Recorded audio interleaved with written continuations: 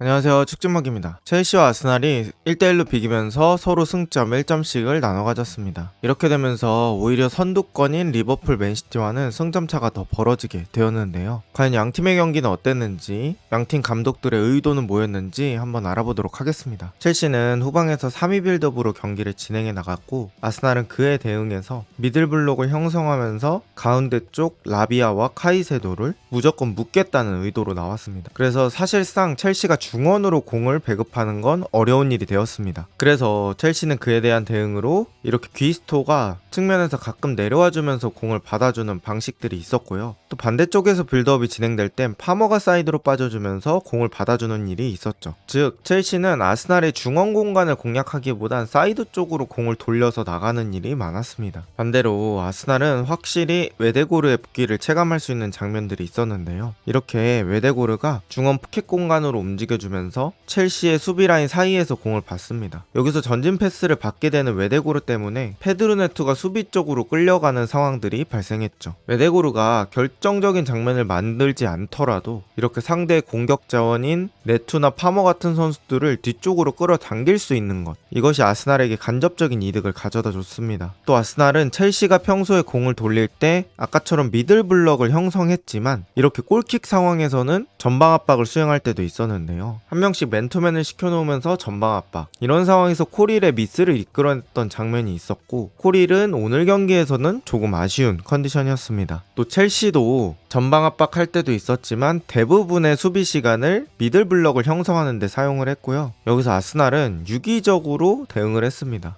팀버가 안으로 들어온다든지 베나이트가 안으로 들어온다든지 파티가 빠진다든지 이런 식으로 플레이를 했고요. 지금은 오히려 라이스가 센터백 쪽에서 마갈량이스가 가운데 쪽 파티에게 3자 패스로 풀어나오는 과정이 있었습니다. 또 이런 장면들도 있었는데요. 첼시 역시 가운데 블럭을 형성하면서 가운데 쪽 수비 숫자를 많이 두다 보니까 오히려 파티가 가운데서 센터백 사이로 빠져줍니다. 그리고 백스리를 형성하고 팀버가 안으로 들어가는 이런 장면들도 있었고요. 첼시나 아스날이나 수비할 때는 가운데 쪽 전진 패스를 막는 걸 1차 목표로 했죠. 양팀의 전반전을 요약하면 중원 장악력은 아스날, 역습 퀄리티는 첼시라고 볼 수 있겠는데요. 일단 아스날은 웨데고르, 라이스, 파티, 전설의 1군이 복귀하면서 중원에서 공을 가졌을 때의 안정감과 중원 장악력이 더 좋아졌다고 느꼈습니다. 반대로 첼시는 역습 나갈 때 속도감이 굉장히 좋았는데요. 한 가지 아쉬운 부분이 있었다면 마두에케가 아이솔레이션 찬스를 많이 받았는데 거기서 마무리의 퀄리티가 조금은 아쉬웠고요. 또 콜파머 역시 원래 같은 컨디션은 아니었고, 파머가 역습 나갈 때 은근 속도가 좋은 선수거든요. 볼 운반할 때 앞으로 쭉쭉 나가는 속도가 꽤나 괜찮은 선수인데 오늘은 그런 장면보다는 조금 속도가 떨어지는 느낌이 있었어서 치명적인 패스도 많지는 않았던 느낌이었습니다. 만약에 오늘 이런 구조로 게임이 흘러가는데 파머의 컨디션이 평소보다 더 좋았다면 역습 장면에서는 첼시가 큰 찬스 한두 개 더 만들 수도 있었다고 생각합니다. 이렇게 전반전은 종료되었고